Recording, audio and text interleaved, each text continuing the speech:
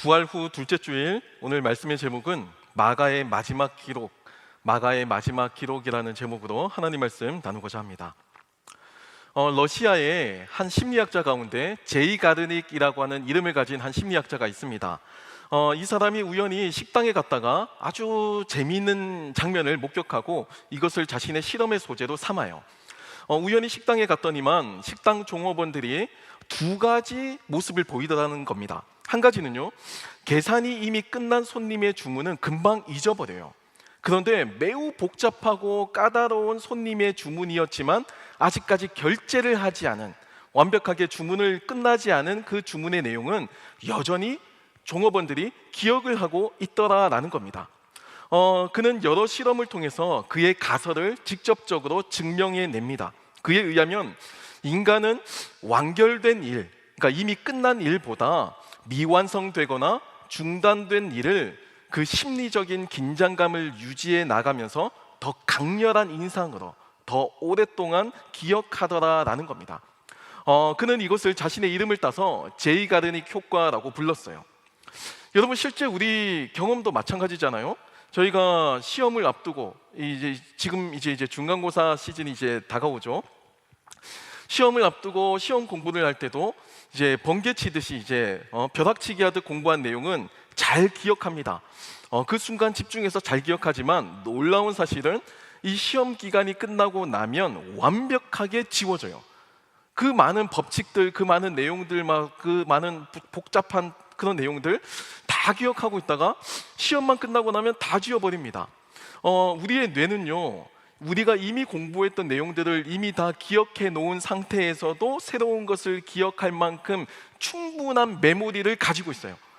우리 인간의 뇌가 평생 동안 살면서 10% 이상도 못 쓴다고 하잖아요.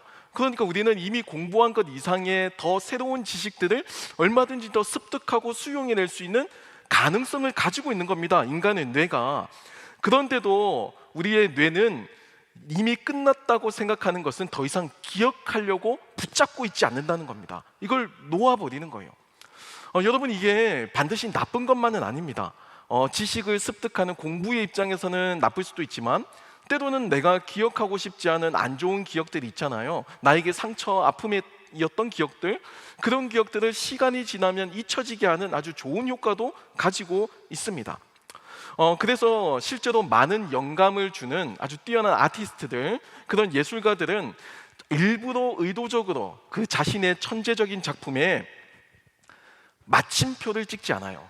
그러니까 미완성으로 남겨둡니다.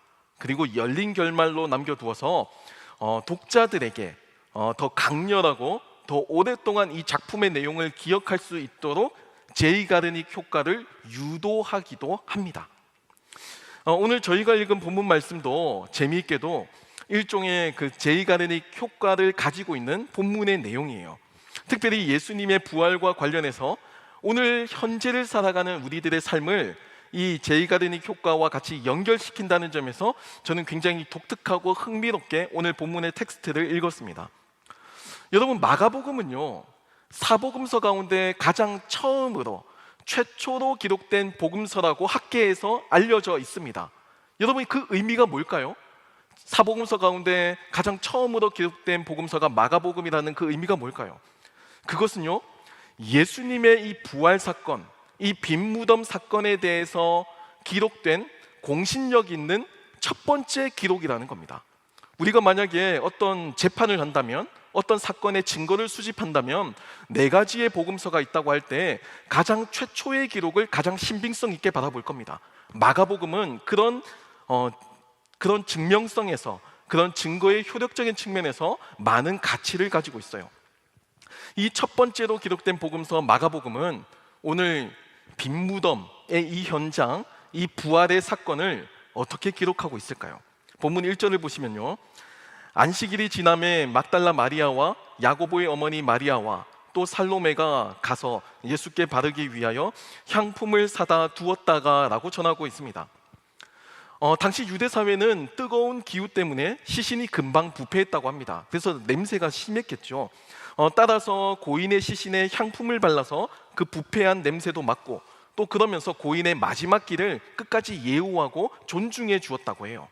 그러니까 오늘 본문에 이 막달라 마리아와 야고보의 어머니 마리아 그리고 살로메, 이 세 명의 여인들은 자신에게 주어져 있는 그 예수님께 마땅한 장례의 예우를 다하기 위해서 그 무덤을 찾아간 것으로부터 시작합니다. 굉장히 일상적이죠. 오늘날 우리가 장례가 났을 때 조문을 가는 것과 동일하게 그냥 이루어지는 겁니다. 물론 여기에 대해서 복음서마다 이 빈무덤 현장을 목격한 목격자에 대한 기록은 약간 달라요. 제가 소개해드리면 마태복음에는요, 막달라 마리아와 또 다른 마리아, 이렇게 두 사람을 기록하고 있고요. 누가복음은요, 요한나라고 하는 여인을 소개하고 그 외에 다른 여자들도 있었다라고 추상적으로 묘사합니다. 요한복음은 막달라 마리아 한 사람만 나와요. 그런데 이 막달라 마리아가 대화를 하는 과정 가운데 이렇게 표현을 하거든요. 우리가 알지 못한다라고 하는 그 복수형 대명사를 씁니다. 혼자 같다면 내가, 나는이라고 써야 되잖아요. 근데 대화를 할 때 우리가라고 하는 표현을 썼다는 거예요. 그러니까 자신 이외에도 이 부활의 현장에 많은 사람들이 있었음을 암시하고 있습니다. 이 목격자의 리스트가 복음서마다 차이가 있어요. 하지만 중요한 사실은 이 사복음서 모두 여자들이 그 빈무덤의 첫 증인이었다라고 모두 공통적으로 증거하고 있다는 겁니다. 그리고 이들 가운데 막달라 마리아라고 하는 이 실명을 가진 이 한 사람의 여인, 이 여인은 사복음서 모두에 공통적으로 등장해요. 여기에 대해서 많은 이야기를 함께 나눌 수 있을 겁니다. 아마도 여성들로 구성된 여러 명의 무리들이 빈무덤을 갔을 거예요. 조문을 갔을 겁니다. 각 교구에서 권사님들과 목사님과 집사님들과 함께 큰 무리를 이루어서 조문을 갔을 거예요. 그 가운데에서 아마 각 복음서 기자들은 대화를 주도하는 몇몇 사람들을 선택적으로 기록했을 가능성이 높아요. 그리고 아마도 그 가운데 거의 이제 그 구역장이나 지역장도 역할을 했던 당시 여성들 가운데 리더십이 가장 높았고 명성, 대중적인 인지도가 높았던 인물이 아마 막달라 마리아였을 것으로 추측합니다. 그러니까 마리아의 이름은 모두가 다 등장하는 거예요. 자, 이런 모습을 통해서 차이보다도 공통점이 더 크다는 점에서 이 빈 무덤 사건에 대한 기록, 이 에피소드는 그 사실성을 더하고 있습니다. 이들은 뜻밖의 상상도 못한 일을 경험합니다. 당시 유대 사회에서 무덤은요, 각 가문별로 소유하고 있었던 그 동굴에 안치를 했었거든요. 그리고 그 동굴에 시신을 안치하고 그 무덤 문 앞에 커다란 돌을 굴려서 막아 놓았습니다. 그러니까 산자와 죽은 자의 세계를 분리시킨 겁니다. 그러나 그 죽은 자와 산자 간에 그 가문으로 연결되어 있는 그 믿음의 계승을 여전히 간직하며 산 거예요. 삶과 죽음은 분리되어 있지만 그럼에도 그 죽은 자의 유산을 그대로 살아가고 있다는 점에서 한 무덤을 공유하고 있으니까 그게 유대의 특징이었다라는 겁니다. 그래서 오늘 본문 기사를 보면 여인들이 무덤으로 갈 때 여성들 뿐이니까 자신들이 어떻게 돌을 굴릴 수 있을까 염려하면서 가는 거예요.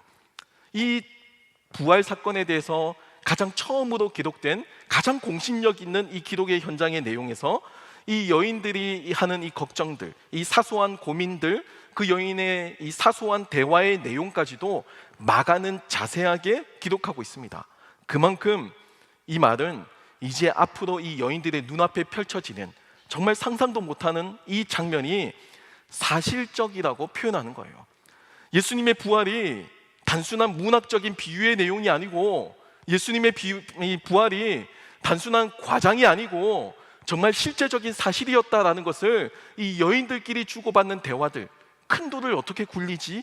라고 하는 이 상식적인 대화를 통해서도 충분히 표현되어 있다는 겁니다. 막상 여인들이 도착하니 상상도 못한 광경이 펼쳐져 있습니다. 무덤 앞에 그 가로막고 있던 큰 돌은 굴러가 있는 상태였고요. 그리고 어디서 나타났을지 모를 한 천사의 선언을 통해 예수님의 부활 소식을 듣습니다. 여러분, 이게 사복음서 가운데 가장 처음으로 기록된 최초의 예수님 부활에 대한 기록이에요. 그 내용을 볼까요? 본문 5절과 6절입니다. 무덤에 들어가서 흰옷을 입은 한 청년이 우편에 앉은 것을 보고 놀라매 청년이 이르되 놀라지 말라. 너희가 십자가에 못 박히신 나사렛 예수를 찾는구나. 그가 살아나셨고 여기 계시지 아니하니라. 보라, 그를 두었던 곳이니라 라고 전하고 있습니다. 사망의 권세 아래 놓여져 있는 자는 사망의 권세 앞에 무능한 자입니다. 사망과 죽음의 권세 앞에 무기력한 자예요. 무능한 자입니다. 무덤에 갇혀 있죠. 그래서 죽은 자는 무덤에 있어야만 합니다. 그게 그 사람이 가지고 있는 그 능력의 한계예요. 그런데 지금 천사는요, 그 사망의 권세와 죽음을 과거형으로 표현하고 있습니다. 사망의 권세는 실제였어요. 실제로 위협적이었어요. 실제로 예수님을 사망으로 이끌고 갔어요. 실제로 예수님을 무덤에 가두는 데까지도 성공했어요. 그런데 여러분, 이것이 과거형으로 묘사되어 있다는 겁니다. 부활 이전에는 사망이 그렇게 힘을 발휘하고 있었지만 예수님이 부활하시기 이전에는 우리 모든 사람들을 올가매는 권세로서 이 사망과 죽음이 우리를 위협하고 있었지만 주님께서 부활하신 이후에는 그 모든 힘은 과거형이 되었다는 겁니다. 예수님의 부활 이전과 부활 이후에가 완전히 달라졌음을 극명하게 보여주고 있어요. 주님은 그 사망의 권세 아래에서 그 무덤 안에 계셨지만 이제 더 이상 지금은 주님은 그 무덤의 한계 속에 갇혀 계시지 않습니다. 주님은 죽으셨지만 부활하셨어요. 다시 살아나셨습니다. 여러분, 이것이 최초의 복음서가 기록하는 예수님의 부활에 대한 기록입니다. 부활 이후에 모든 것이 바뀌었다. 모든 것이 바뀌었다는 것을 알려주죠. 그런데 그 마가복음의 결말이 충격적입니다. 오늘 저희가 읽은 본문의 가장 마지막이죠. 본문 8절은 이렇게 기록해요. 여자들이 몹시 놀라 떨며 나와 무덤에서 도망하고 무서워하여 아무에게 아무 말도 하지 못하더라라고 전하고 있습니다. 여러분, 우선 성경책을 보시면요, 이 마가복음의 마지막 부분인 16장 9절부터 20절까지의 내용이 괄호로 표시되어 있다는 것을 발견할 수 있을 겁니다. 여러분, 성경책에도 다 괄호가 돼 있을 거예요. 그리고 그 밑에 각 주로 따로 부가 설명이 되어 있는데요, 각 주에는 어떤 사본에는 9절로 20절까지가 없음이라고 기록되어 있습니다. 여러분, 이게 무엇을 의미하고 있을까요? 이런 내용은 이제 신약학에서는 본문 비평이라고 하는 방법을 통해서 이 사본을 연구하는 내용인데요, 지금 저희가 읽고 있는 이 개역 개정판, 그러니까 한국어 성경은 기존에 존재하던 성경의 한 사본, 특정한 한 사본을 한국어로 번역한 겁니다. 그래서 그 내용 가운데 우리가 참고할 만한 부분을 밑에 각주로서 따로 기입해 놓았어요. 실제로 현존하는 그 복음서가 기록된 헬라어 사본 가운데 가장 오래되고 가장 권위 있는 4세기 사본들이 몇 가지가 있습니다. 시나이 사본, 바티칸 사본, 이런 사본들에게서 보면 마가복음의 결말이 오늘 저희가 읽은 16장 8절로 끝이 납니다. 여기서 끝이 나요. 그런데 9절부터 20절까지의 내용이 들어있는 사본들은 5세기 이후에 등장한 사본들에게서 특징적으로 발견되고 있습니다. 또 이 괄호 안의 내용인 이 9절부터 20절까지 등장하는 그 헬라어 어휘나 문체가 기존의 마가복음 1장부터 16장 8절까지 이 마가가 사용했던 그 특유의 그 거칠고 역동적인 문체와는 확연히 달라요. 확연히 구분이 됩니다. 예를 들면요, 마가는 즉시라고 하는 단어를 즐겨 사용했어요. 그러니까 마가복음이 가지고 있는 그 임박성, 긴급성이 그 마가 신학의 특징이거든요. 즉시라는 단어가 많이 등장하는데 이 9절로 20절까지 이 괄호 안에 있는 내용에서는 이 즉시라는 단어가 단 한 번도 등장하지 않아요. 그리고 그동안 한 번도 사용되지 않은 생소하고 낯선 단어가 무려 18개나 등장하고 있습니다. 여러분, 이게 본문 비평으로 이제 평가한 이 정보에 대한 내용이에요. 사실 여기에 대해서는 여러 가지로 이야기할 부분이 많이 있지만 오늘 말씀을 통해서는 딱 한 가지 질문만 했으면 좋겠습니다. 마가복음의 결말은 원래 무엇이었을까요? 마가는 무엇을 우리에게 이 빈무덤의 현장을 통해 예수님의 부활을 통해서 무엇을 말하고자 했을까요? 왜 성경은 이토록 아리송한데도 이 신약 성경의 정경으로서 마가복음을 수용하고 있고 특별히 사복음서 가운데 가장 처음 기록된 공신력 있는 기록으로서 이 마가복음을 인정하고 있을까요? 여러분, 거기에는 이 마가의 특별한 의도가 숨어 있습니다. 한글 성경에는 그 의미를 직접적으로 찾을 수 없지만 헬라어 성경을 보면 그 의도가 더욱 명확히 드러나요. 오늘 저희가 읽은 본문의 마지막인 이 마가복음 16장 8절의 그 헬라어 원문을 보면 에포분터 가르라고 끝이 납니다.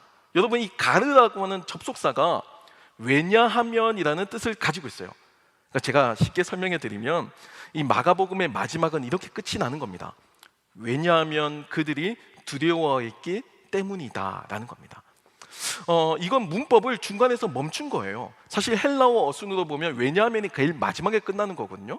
그러니까 의도적으로 할 말을 그냥 멈춘 겁니다. 펜을 꺾은 거예요, 마가가. 고대 헬라어 문학에서 한 권의 책이 이런 식으로 끝나는 것은 전례가 없는 아주 파격적인 방법입니다. 그래서 대부분의 복음주의 신학자들은 이것을 사고가 아닌 마가의 특별한 의도가 있다라고 해석해요. 몇몇 신학자들의 이야기를 전해드리면 유진 보링이라고 하는 학자는 이렇게 설명하는데요. 어쩌면 복음서의 이 기이한 결말, 즉 문장 중간에서 끊어지는 듯한 끝맺음은 우리 자신의 삶이 그 계속되는 이야기 속에 기록되도록 내어주라고 하는 초대일 것이다 라고 설명했고요.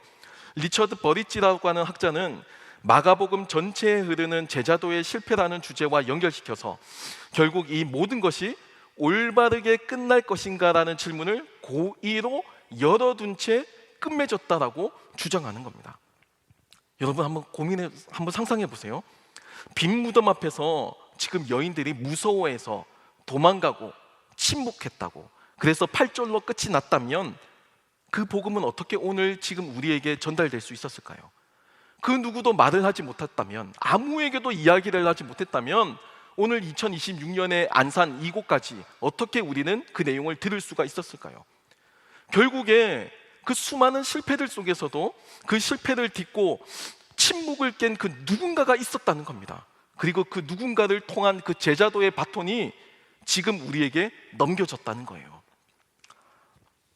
사랑하는 청년 여러분, 제가 앞서서 제이가르닉 효과에 대해서 말씀을 드렸습니다.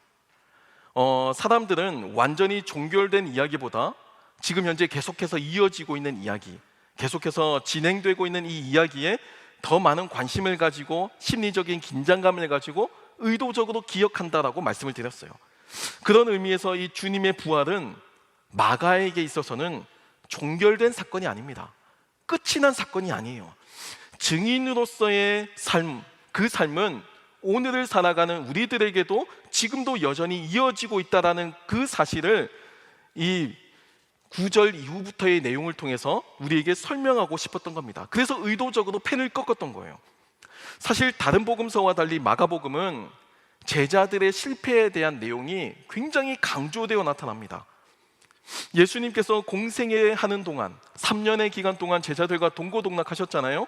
그 기간 동안에 수많은 기적들과 또 이적들을 보여주셨어요. 그런데 마가복음에 등장하는 제자들은요, 하나같이 다 무지한 겁니다. 어리석어요. 심지어는 그 예수님의 그 말과 의미와 뜻도 이해하지 못하고, 심지어는 그 과정 가운데 자기들끼리 권력 다툼을 하는 한심한 모습을 보이기까지 합니다. 그리고 끝내 주님을 버리고 도망가는 그런 모습까지 보여주죠. 처참하게 실패하는 겁니다. 그 내용을 조금 소개해드리면 마가복음 14장 50절은 이렇게 묘사해요. 제자들이 다 예수를 버리고 도망하니라 라고 기록하죠. 더 충격적인 건 마가복음 14장 51절로 52절입니다. 한 청년이 벗은 몸에 배홀 이불을 두르고 예수를 따라가다가 무리에게 잡힘에 배홀 이불을 버리고 벗은 몸으로 도망하니라 라고 기록할 정도예요. 예수님의 제자라고 하는 그 사도의 권위는 온데간데 없습니다. 처절한 실패의 기록밖에 담겨져 있지 않아요. 심지어 자기가 살겠다고 수치스럽게 벌거벗은 채로 도망가는 그 모습까지도 이 마가복음은 사복음서 가운데 유일하게 기록하고 있습니다. 여러분, 이것이 실패투성이인 저와 여러분의 삶이고 인생이에요. 그리고 우리가 그렇게 인정하는 그 사도들의 삶 역시도 이렇게 실패로 점철되어 있습니다. 부활의 증인들이었던 여자들도 막상 빈무덤의 현장 속에서 무서워서 떨면서 아무 말도 못하고 있었어요. 그리고 그 상황에서 마가는 펜을 꺾었습니다. 의도적으로 그 다음 이후의 역사를 스스로 기록을 멈췄어요. 이후의 기록을 열린 결말로서 남겨둔 겁니다.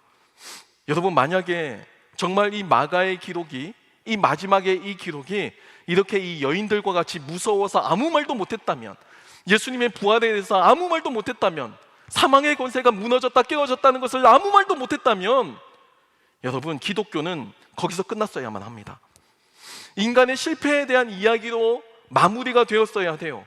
잊혀지고 종결되었어야 합니다.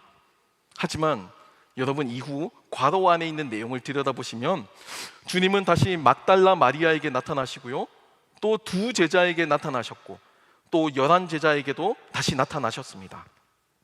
실패한 인간에게 주님께서는 포기하지 않으시고 다시금 나타나셔서 부활의 그 의미와 그 부활의 삶을 살도록 이끌어 주신 겁니다. 인간은 실패했지만 하나님은 실패하지 않으셨어요.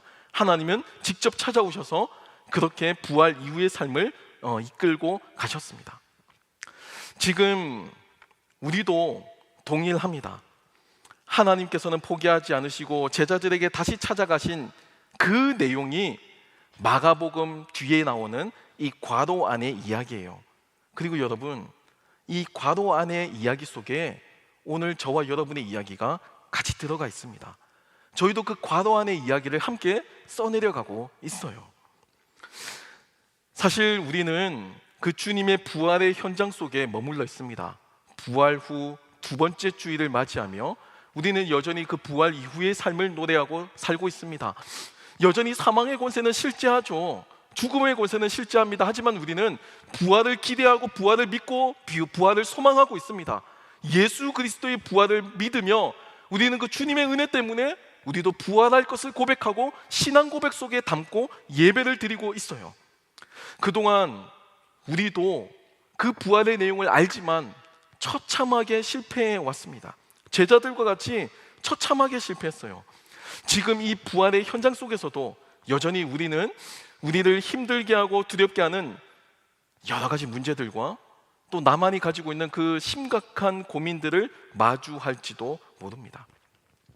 무서워하고 있는 여인들, 그리고 놀라서 도망가면서 아무에게도 아무 말도 못하는 그런 실패의 모습들, 자기가 살겠다고 벗은몸으로 도망가는 수치스러운 모습들, 이런 모습들이 실제 우리들의 모습일지도 몰라요. 만약 여기서 끝났다면 사실 기독교는 끝났겠죠. 하지만 주님은 그런 우리를 포기하지 않으셨고 제자들을 찾아가셨고, 그리고 그들은 부활의 주님을 만납니다. 그래서 잊혀지고 종결되었어야 할 그 이야기가 여전히 우리들에게도 연결되고 지속되고 있는 겁니다. 여러분, 주님께서 부활하셨습니다. 이 세상의 역사는 부활 이전과 부활 이후로 극명하게 나뉩니다. 그 이전의 인류는 죄와 사망의 권세에서 벗어날 방법이 없었습니다. 벗어날 힘도 없었어요. 무덤이 원래 우리가 머물러야 할 최종적인 종착지였습니다. 하지만 주님께서 부활하신 이후에 이 모든 것은 무너졌습니다. 우리는 주님을 따라 부활하게 될 겁니다. 그리고 그 부활의 은혜가 지금도 여전히 우리들 가운데 함께 할 줄로 믿습니다. 그 부활의 은혜와 감격으로 9절 이후에 등장하는 그 괄호 안의 이야기를 오늘 우리에게 주어진 그 삶의 현장에서 여전히 성실하게 써내려 나가는 저와 여러분이 되길 축복합니다.